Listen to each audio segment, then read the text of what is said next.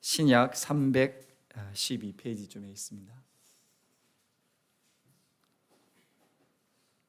제가 먼저 읽고 13절 합독하도록 하겠습니다. 모든 성도 중에 지극히 작은 자보다 더 작은 나에게 이 은혜를 주신 것은 측량할 수 없는 그리스도의 풍성함을 이방인에게 전하게 하시고 영원부터 만물을 창조하신 하나님 속에 감추어졌던 비밀의 경륜이 어떠한 것을 드러내게 하려 하심이라. 이는 이제 교회로 말미암아 하늘에 있는 통치자들과 권세들에게 하나님의 각종 지혜를 알게 하려 하심이니 곧 영원부터 우리 주 그리스도 예수 안에서 예정하신 뜻대로 하신 것이라. 우리가 그 안에서 그를 믿음으로 말미암아 담대함과 이 확신을 가지고 하나님께 나아감을 얻느니라. 그러므로 너희에게 이르노니 너희를 위한 나의 여러 환난에 대하여 낙심하지 말라.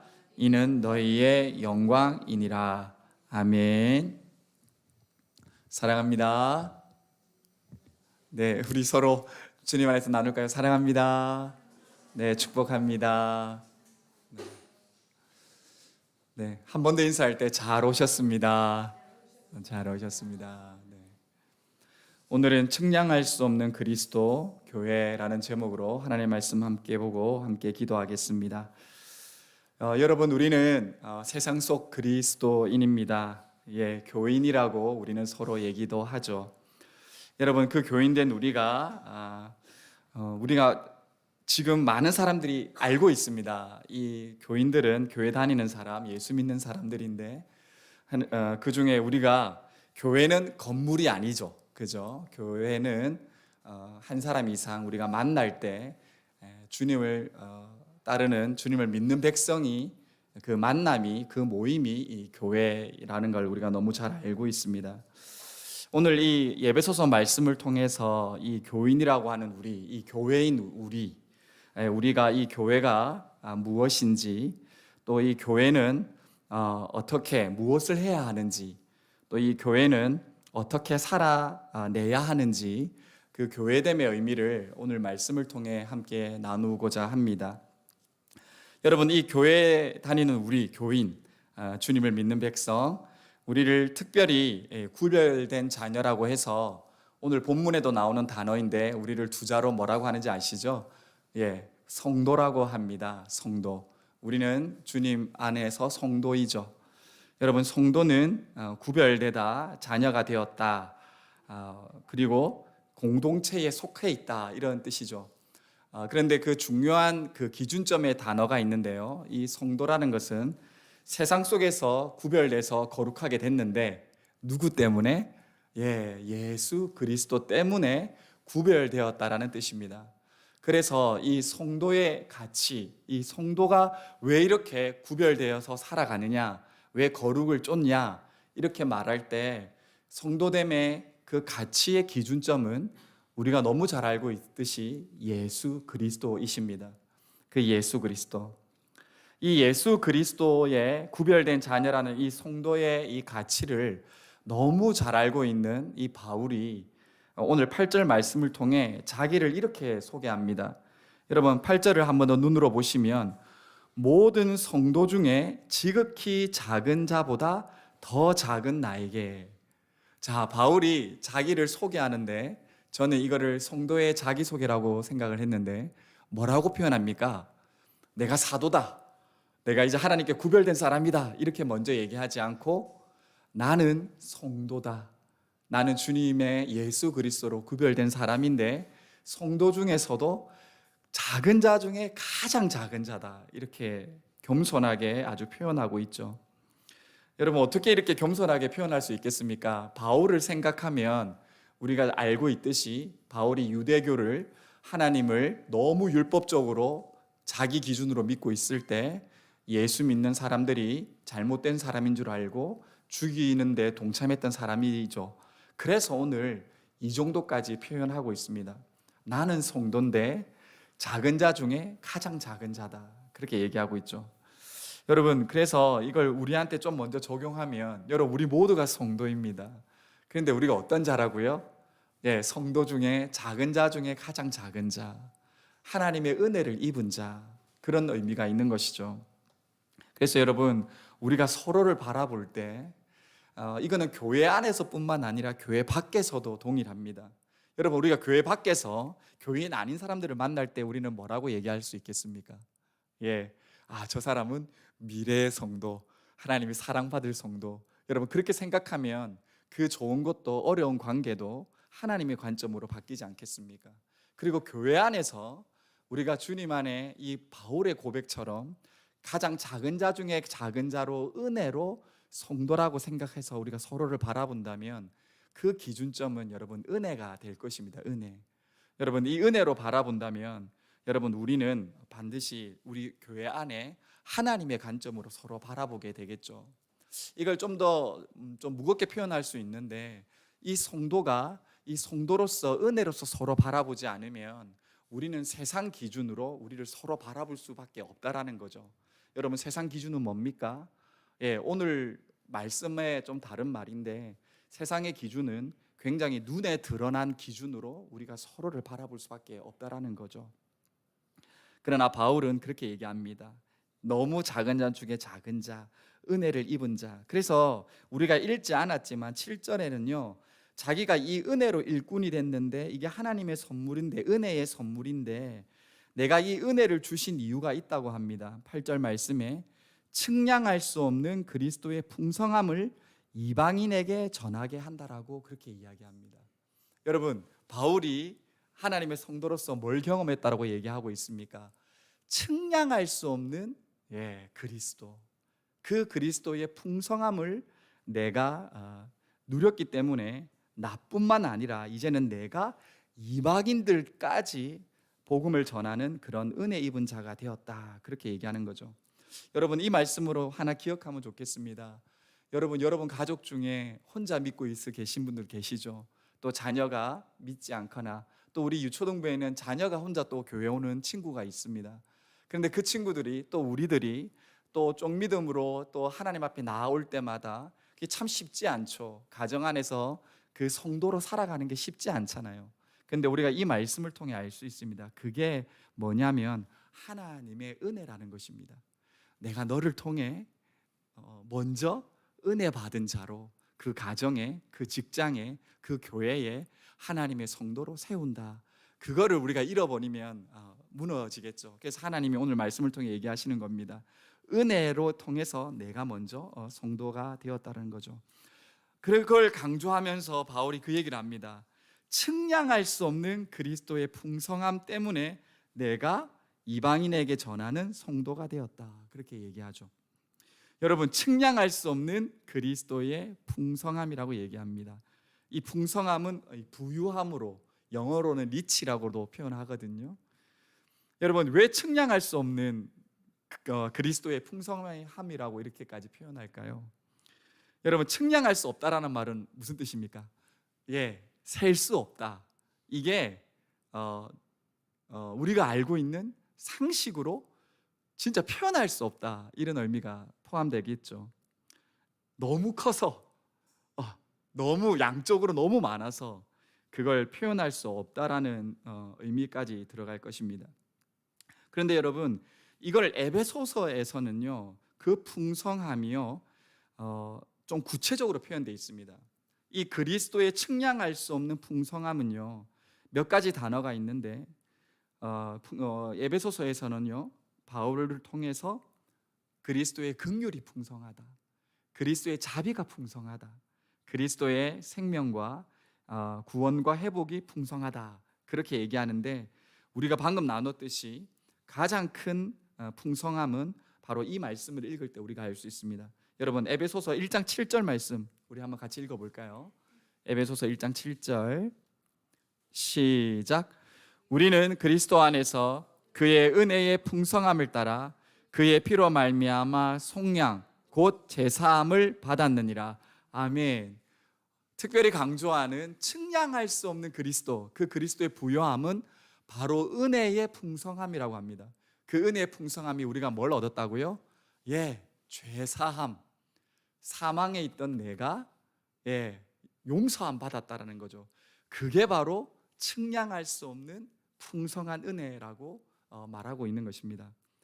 왜요? 그 전에 우리의 모습이 어떠했길래? 그 말씀이 에베소서 2장 1절에서 3절 말씀인데요. 우리 한 번 더 같이 읽어볼까요? 에베소서 2장 1절에서 3절 시작. 그는 허물과 죄로 죽었던 너희를 살리셨도다.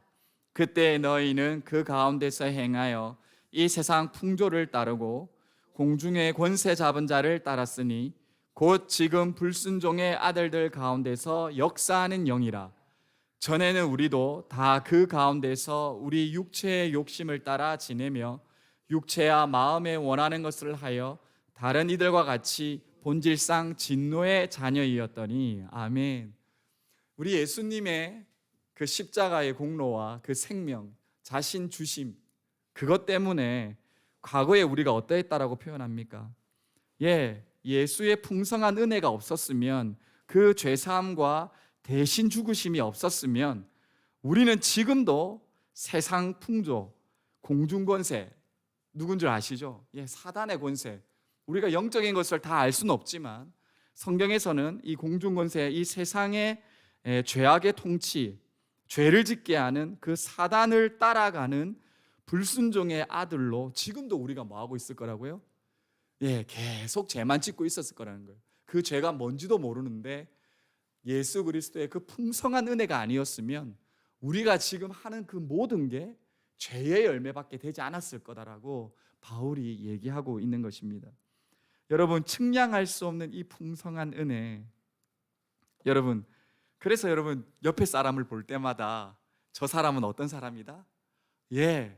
우리를 사망 가운데, 사단의 노예 가운데서 측량할 수 없는 은혜를 받은 사람이다. 이 관점으로 우리가 바라볼 수 있다라는 거죠. 이렇게도 생각해 봤습니다. 여러분, 이 측량할 수 없는 그리스도의 은혜, 첫 번째는 죄사함이고 하나님의 용서함이죠. 그런데 여러분, 이걸 이렇게 생각했다는 말은요, 측량할 수 없는 그리스도의 사랑을 한번 이렇게 비유를 해봤습니다. 여러분, 사랑을 가격을 매길 수 있습니까? 부모의 사랑을 계산할 수 있습니까? 계산할 수 없죠. 여러분, 또 이렇게 한번 생각해 보겠습니다. 여러분, 사람의 생명의 목숨을 계산할 수 있습니까? 계산할 수 없죠. 그럼 여러분, 신이라는 존재가 있다라면, 하나님의 존재가 있는데 그 하나님의 목숨이 있다라고 하는데 그 목숨을 계산한다고 하면 여러분, 계산할 수 있겠습니까? 이건 우리의 상식선에서 계산을 할 수 없죠. 그런데 성경에서는 예수님이 하나님으로 신이시고 하나님의 아들이신데 죄밖에 없는 사단의 노예였던 우리를 위해 대신 죽었다고 했기 때문에, 거기서 부활하셨다고 하기 때문에 여러분, 우리에게는 뭐라고요? 계산할 수 없는, 측량할 수 없는 은혜라고 우리는 이해할 수 있다는 것입니다. 여러분, 그런데 문제가 있죠. 이 측량할 수 없는 은혜가 어떻습니까? 어느 순간, 시간일 수도 있고 어느 정도 지나면 이 측량할 수 없는 은혜가 점점 계산이 된다라는 거죠. 점점 좁아지기도 하고, 예수님의 그 생명의 은혜인데 그 생명의 은혜보다 그 측량할 수 없는 그리스도가 점점 내 삶에 작아지는 경험을 하게 된다라는 것입니다. 그래서 바울은요, 다시 우리를 그 측량할 수 없는 은혜가 어떤 것인지 이렇게 표현하고 있습니다. 여러분, 오늘 9절 말씀인데요, 우리 같이 한번 읽어볼까요? 9절, 에베소서 3장 9절 시작. 영원부터 만물을 창조하신 하나님 속에 감추었던 비밀의 경륜이 어떠한 것을 드러내게 하려 하심이라. 아멘. 어려운 말들입니다. 갑자기 바울이 측량할 수 없는 그 그리스도의 은혜가 어떻게 드러난 것이다? 영원부터, 이건 영원 전부터입니다. 사람이 영원의 개념을 이해할 수 있습니까? 잘 못하죠, 그죠? 우리는 유한한 사람들이니까요. 그런데 어려운 말들을 다 써요. 어쩌면 성경적으로 좋은 말은 다 하는 것 같아요. 영원 전에 만물을 창조하신 하나님 속에 비밀이 있었다는 거예요. 저도 그래요. 영원 전이 언제인지, 창조의 하나님이 말씀으로는 있지만 어떻게 창조했는지 우리는 다 알 수 없죠. 또한 이게 하나님의 비밀이었다고 얘기해요. 여러분, 우리가 비밀이라는 얘기를 들을 때 누가 비밀을 가지고 있을 때 물론 이 비밀로 뭔가 범죄를 하면서 뭐 부정적인 의미도 있겠지만, 여러분, 비밀이라고 했을 때 우리는 이게 얼마나 소중한 가치인지를 알죠. 이건 너와 나만의 비밀이야, 이건 진짜 소중해, 이렇게 얘기하잖아요. 그런데 하나님의 비밀이, 우리가 다 이해할 수 없는 영원과 창조성을 포함한 하나님의 비밀이 어떻게 예수 그리스도 안에서, 여러분, 이 원어 성경에는요, 이거 예수 그리스도로 말미암아라는 표현이 여기 같이 되어 있거든요. 예수 그리스도로 말미암아 드러났다라는 거예요. 나타났다라는 거예요. 여러분, 하나님의 비밀이 드러났다라고 하면 그 비밀의 가치가 얼마나 클지 조금 느껴지십니까? 하나님의 비밀, 하나님만이 아셔야 되는 비밀인데 그게 예수 그리스도로 드러났다라는 거예요. 그게 측량할 수 없는 은혜라고 이야기합니다. 여러분, 그 은혜를 바울은 이렇게 이야기합니다. 여러분, 에베소서 2장 우리 한 번 더 볼 건데요. 7절 8절 우리 한 번 더 읽게요. 에베소서 2장 7절 8절 시작. 이는 그리스도 예수 안에서 우리에게 자비하심으로써 그 은혜의 지극히 풍성함을 오는 여러 세대에 나타내려 하심이라. 너희는 그 은혜에 의하여 믿음으로 말미암아 구원을 받았으니 이것은 너희에게서 난 것이 아니요 하나님의 선물이라. 아멘. 여러분, 바울이 뭐라고 얘기합니까? 이 드러난 비밀의 경륜이 뭐냐면 바로 은혜로 믿음으로 받는 구원이다, 그걸 얘기하는 겁니다. 그래서 바울이 내가 측량할 수 없는 은혜로 이방인까지 얘기할 수 있다는 거예요. 유대인의 제사입니다. 유대인의 그 양을 끝까지 잡아야 하는 그 정말 비밀에 쌓여있는 1년에 딱 한 번 대제사장만 들어갈 수 있는 제사, 그 형식과 그 무게감으로 있던 그 율법의 제사인데 유대인도 믿음으로 구원받는 게 아니라 이방인조차도 하나님의 이방인으로 하나님의 백성도 될 수 없는 그들임에도 불구하고 예수 그리스도 때문에 만물의 창조성, 영원 전에 계획하셨던 그 믿음으로 얻게 되는 구원이 바로 측량할 수 없는 예수 그리스도의 구원이기 때문에 이걸 복음으로 이야기할 수 있다라고까지 얘기하고 있는 겁니다. 여러분, 은혜로 믿음으로 구원받는 그것이 바로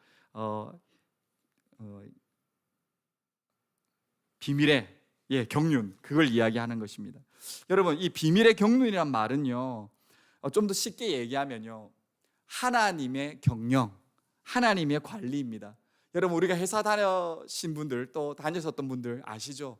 그 기업을 어떤 사람이 잘 경영해야 잘 인도하잖아요. 근데 하나님의 비밀을 누가 하셨다?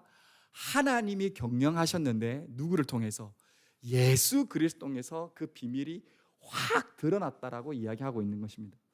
여러분, 근데 이 비밀의 경륜이란 말을요, 좀 원어적으로 좀 더 쉽게 이야기하면요, 이게 신비로운 교제로 드러났다는 거예요.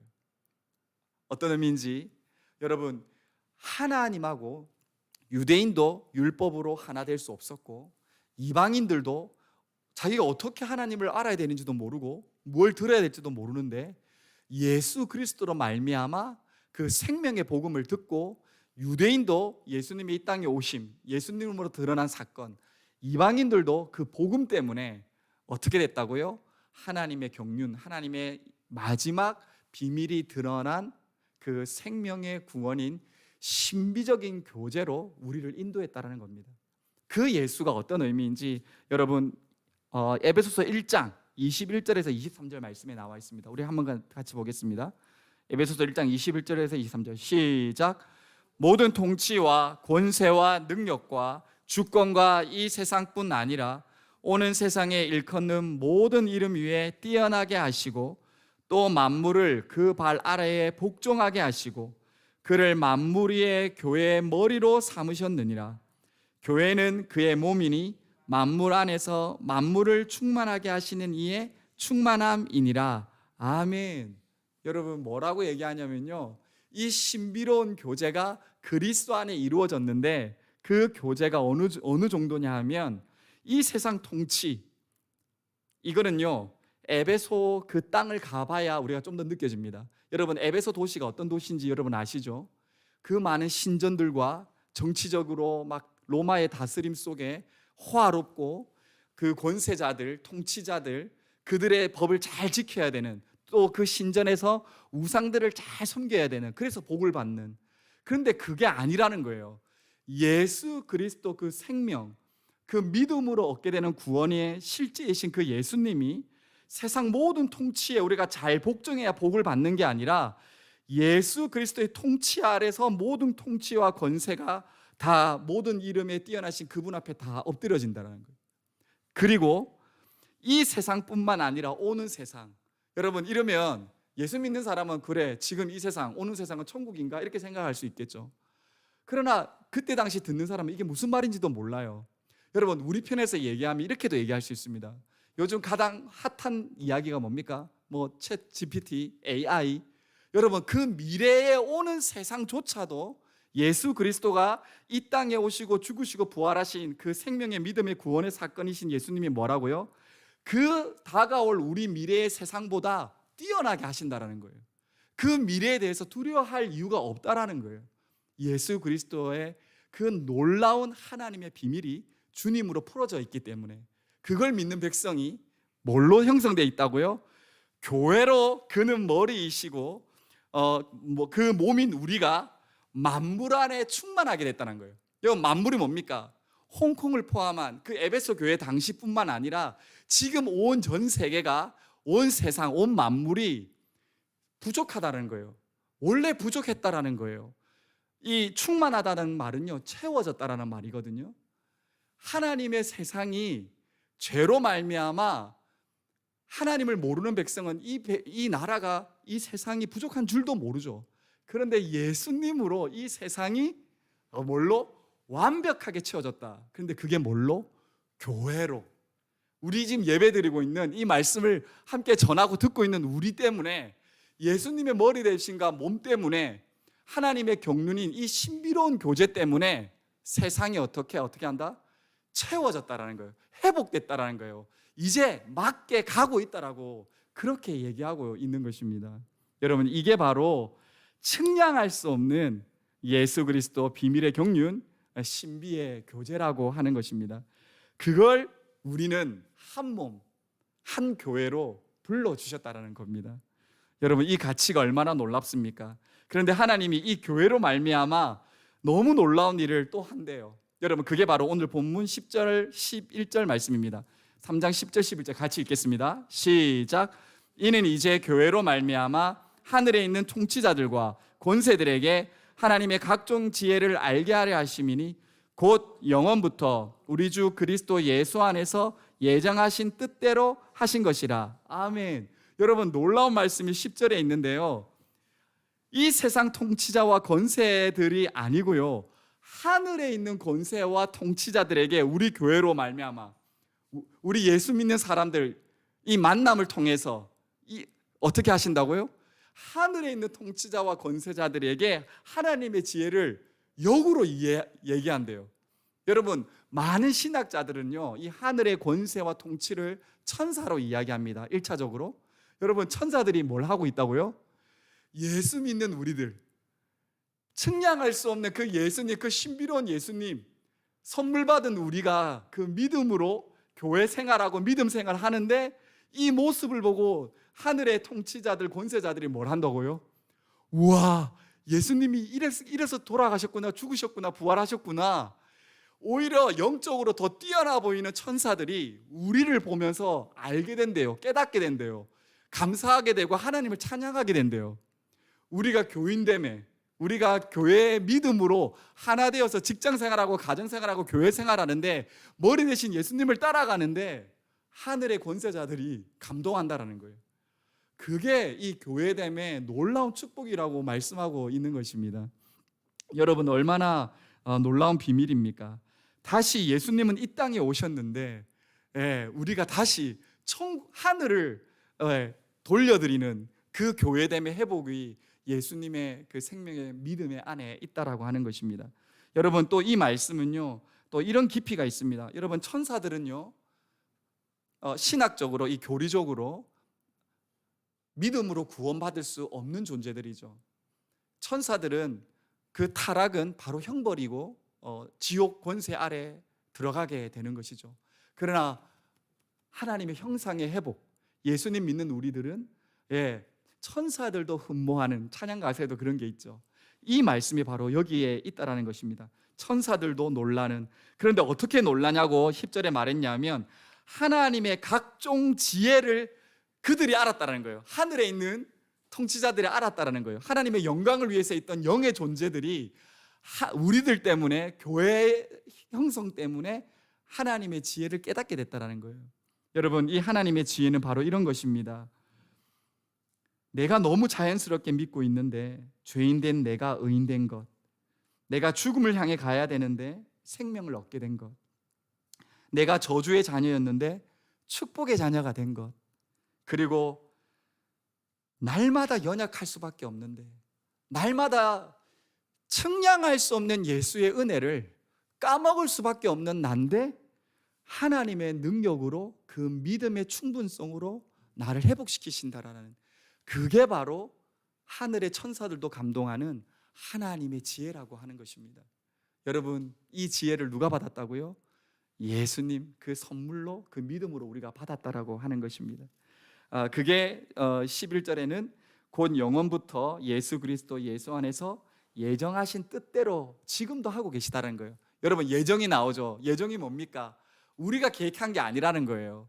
이 구원이 내가 때로는 넘어지고 부족하고 그 측량함이 또 사라지고 이 믿음의 가치성이 또 사라질 때마다 어떻게 하신다고요?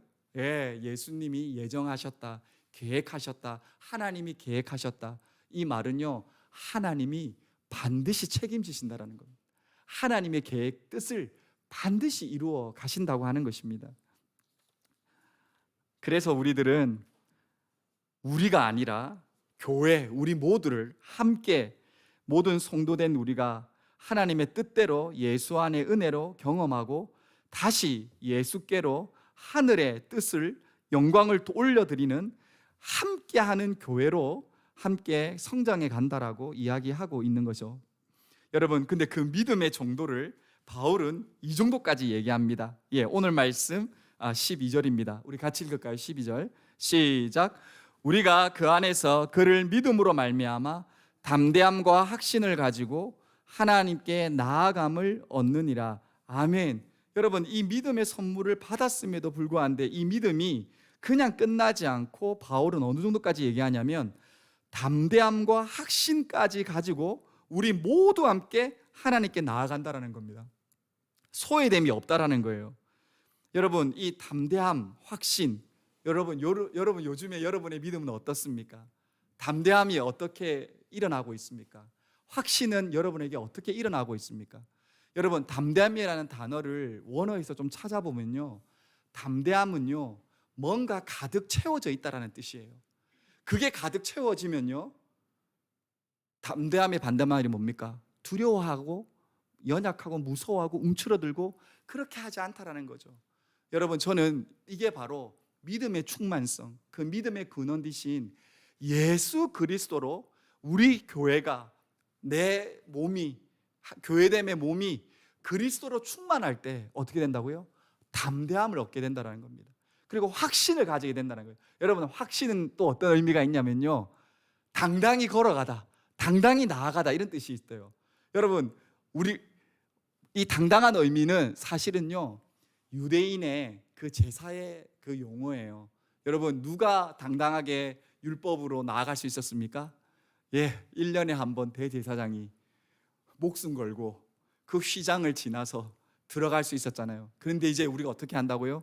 예수 그리스도, 그분의 놀라우신 구원의 은혜로, 믿음으로 우리 모두가 목숨 걸고 나가는 게 아니라 당당히 내가 연약해도, 내가 부족해도, 내가 실패해도, 내가 두려워도 오직 예수님의 은혜, 그 믿음으로 우리 모두가 당당히 나아갈 수 있다는 거예요. 그게 바로 확신이라고 하는 것입니다. 여러분, 여러분의 믿음의 프라이드 잃어버리지 마십시오. 예수 믿는 믿음은 우리에게 그 충만함의 담대함과 당당함의 확신이 누구에게? 나 혼자만이 아니라 우리 교회에게 역사해 주신다고 하는 것입니다. 여러분, 그렇게 됐을 때 놀라운 믿음의 성숙함이 이 정도까지 교회에 일어난다고 합니다. 오늘 마지막 말씀인데요, 13절 우리 같이 읽을까요? 13절 시작. 그러므로 너희에게 구하노니 너희를 위한 나의 여러 환난에 대하여 낙심하지 말라. 이는 너희의 영광이니라. 아멘. 여러분, 그 믿음의 성숙함이 어느 정도까지 이야기하냐면요, 바울이 지금 로마의 고난을 받고 감옥에 갇혀 있는 상황입니다. 그런데 교회 교인의 우리 몸에 지체된 한 사람의 고통이 뭐라고요? 내 영광이라고 느껴진대요. 여러분, 이게 이해가 됩니까? 세상에서도 물론 공감은 하죠. 누가 고통받을 때, 누가 고난받을 때 아이고 안 됐다. 그런데 예수 믿는 공동체 안에 어떤 일이 일어난다고요? 예수님 때문에, 같은 예수님을 바라보기 때문에, 예수님 안에 우리가 하나가 됐기 때문에 누가 고통을 받으면 내가 어떻게 한다고요? 당신 그 고통으로 하나님의 복음이 반드시 들어갈 거다. 그 어려움으로 예수 생명이 살아날 거다. 그걸 공감하고 느껴서 이건 내 영광이다. 이건 내 아픔이다. 내가 기도하고 속으로 끌어안고 함께 간다라는 거예요. 여러분, 이게 교회의 믿음이고 교회의 믿음에 역사하시는 공동체의 하나됨이라고 바울은 이야기하고 있는 것입니다. 나의 환난에 낙심하지 말라. 괴로워하지 말라. 오히려 너의 영광이다. 그걸 알 때 얼마나 그 에베소 교회가 믿음으로 더 충만하고 뜨거웠겠습니까? 여러분, 오늘 말씀을 마무리하면서 우리 스스로의 결정도 아닌 예수 그리스도 그 100%의 선물과 공로로 그 머리 대심으로 우리를 교회로 불러주셨습니다. 그 머리 안에서 우리는 하나의 몸된 교회입니다. 성도입니다. 이 성도가 날마다 주님 따라가고 성도로 자라가고 있음에도 불구하고 때때로 메말라 가기 쉽고, 때때로 세상 따라가기 쉽고, 상처받기 쉽고, 이 믿음이 있음에도 불구하고 때로는 내 의지로 이 믿음이 연약해지고 또 방황할 때 있습니다. 그럼에도 불구하고 오늘 바울을 통해 우리 주님은, 우리 하나님의 그 놀라운 은혜는 이 세상 창조주, 가장 신비로운 하나님의 뜻으로 측량할 수 없는 은혜로 믿음의 구원을 그리스도로 우리를 교회로 연합하게 했다라는 것입니다. 여러분, 두려워하지 마십시오. 무서워하지 마십시오. 우리가 그 교회됨으로 함께 기도할 때 그 측량할 수 없는 그리스도의 예수의 은혜는, 그것만 따라가고 믿는 구별된 성도는 반드시 하나님을 그 누구에게도 전할 수 있고, 나뿐만 아니라 우리 모두가 그 예수로 가득한 담대함으로 함께 당당히 이 세상 속에 살아가게 될 것이고, 여러 문제 속에도 그 누군가의 고통을 보면서도 그건 나의 영광으로, 주님의 영광으로 생각해서 함께 참여하는 진짜 교회로 하나님이 우리를 이끌어가게 될 것입니다. 여러분, 이 에베소 교회 우리 교회입니다. 우리 온사랑 교회입니다. 그 교회의 성도, 교회의 몸이 여러분이십니다. 여러분, 무엇을 기도하고 싶으십니까? 무엇을 바라보고 싶으십니까? 오늘 바울은 이 교회를 위해 마지막 적용으로요, 이렇게 기도합니다. 오늘 이 기도가 우리 기도가 되면 좋겠습니다. 오늘 말씀 3장 14절부터 21절 말씀입니다. 우리 바울의 기도, 우리 기도로 한번 같이 읽겠습니다. 3장 14절 21절 시작. 이러므로 내가 하늘과 땅에 있는 각 족속에게 이름을 주신 아버지 앞에 무릎을 꿇고 비노니, 그의 영광의 풍성함을 따라 그의 성령으로 말미암아 너희 속사람을 능력으로 강건하게 하시오며, 믿음으로 말미암아 그리스도께서 너희 마음에 계시게 하시옵고, 너희가 사랑 가운데서 뿌리를 박히고 터가 굳어져서 능히 모든 성도와 함께 지식에 넘치는 그리스도의 사랑을 알고 그 너비와 길이와 높이와 깊이가 어떠함을 깨달아 하나님의 모든 충만하신 것으로 너희에게 충만하게 하시기를 구하노라. 우리 가운데서 역사하시는 능력대로 우리가 구하거나 생각하는 모든 것에 더 넘치도록 능히 하실 이에게 교회 안에서와 그리스도 예수 안에서 영광이 대대로 영원 무궁하기를 원하노라. 아멘. 함께 기도하겠습니다. 여러분, 우리 말씀 생각하면서 이 바울의 기도를 생각하면서 함께 기도하겠습니다. 우리를 우리의 어떠함이 아닌 하나님의 우리가 다 이해할 수 없는, 깨달을 수 없는 영원 전에 창조의 하나님의 놀라운 비밀로 다 드러내신 예수 그리스도의 머리 되심의 그 신비한 교제로, 그 생명의 교제로 우리를 교회로 불러주셨습니다. 이 시간 함께 기도할 때 주님, 오늘 이 바울의 기도처럼 하나님, 우리가 교회 함께 기도하기를 원합니다. 성령의 능력으로 하나님의 사랑의 깊이, 주님의 그 충만함, 하나님 우리 교회에 누려지게 하여 주옵소서.